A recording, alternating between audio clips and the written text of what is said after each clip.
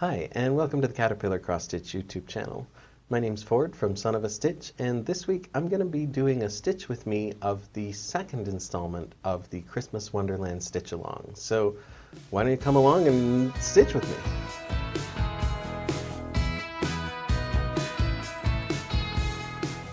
Here at Caterpillar Cross Stitch, we're all about cross stitch, and we upload helpful and entertaining videos every week about it.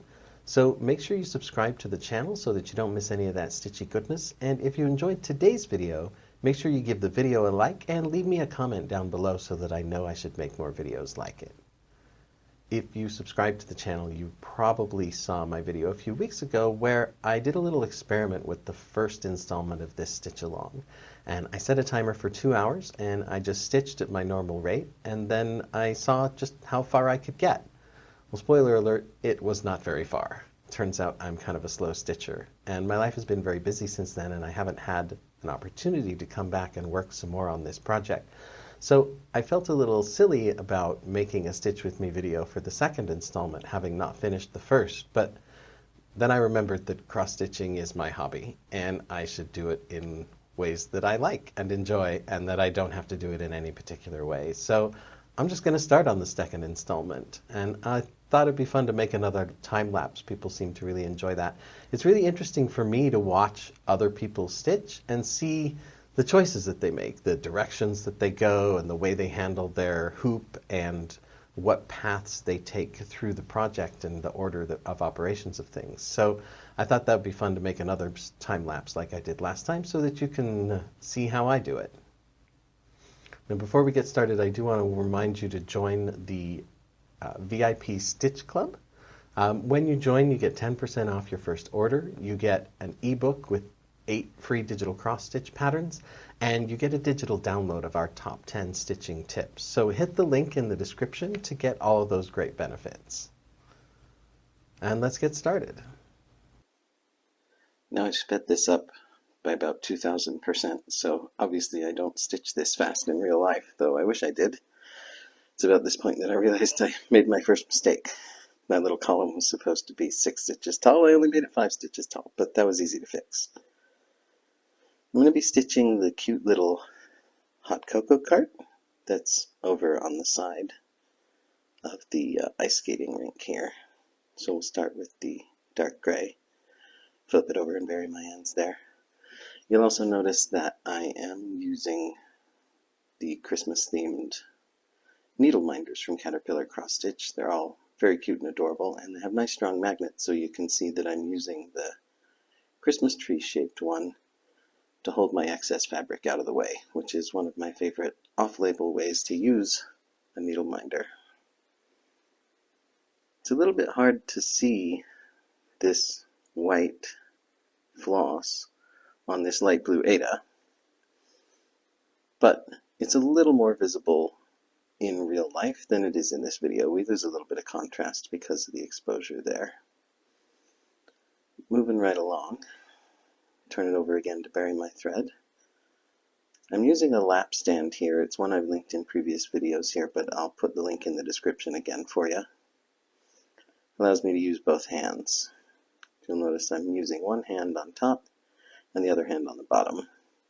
Just reduces the strain on either one of my shoulders to be able to use both hands like that. And I'm cutting particularly short strands of floss here because I'm not doing huge clumps of any one particular color. When I'm doing large areas of a particular color, I will tend to cut my floss strands a lot longer. But when you're doing small groups of colors like this, it tends to result in waste, so I keep them a little bit shorter, even though sometimes it means I wind up playing floss chicken a little bit, which you might notice me doing a couple of times here as we continue to stitch. I've got a total of about 2 hours worth of stitching to finish this little cart that I've compressed down to about 6 minutes for the video here. And you can see that I have some kind of unconventional path choosing that I do, where here I'll do each one of these little stripes and then move over to the next one, which just minimizes the amount of jumping that I do. instead of doing half of all of them. And normally I wouldn't carry my thread as far on the back as I've done here, where I've gone from the top of that cart down to the bottom, but I'm going to be filling in all of the space in between, so that means there'll be stitches on the back to cover up those runs, so I'm not being quite as uptight about it as I would normally be.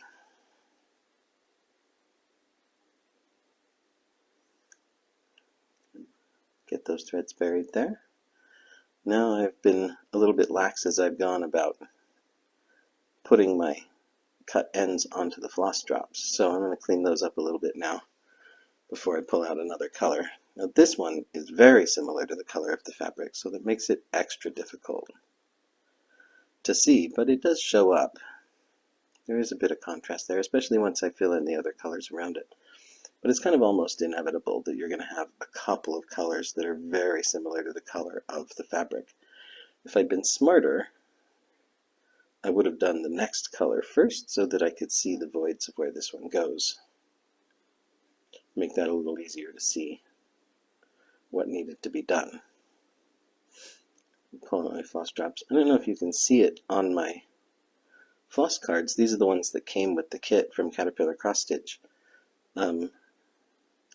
On the cards, I've written the number of each one of those colors, but then I've also drawn the symbol, which just reduces the likelihood that I will get confused as to which color of floss I'm supposed to be using. Because sometimes I'll misread the symbol or whatever, but that gives me just sort of one extra layer of protection to make sure that I'm using the correct color.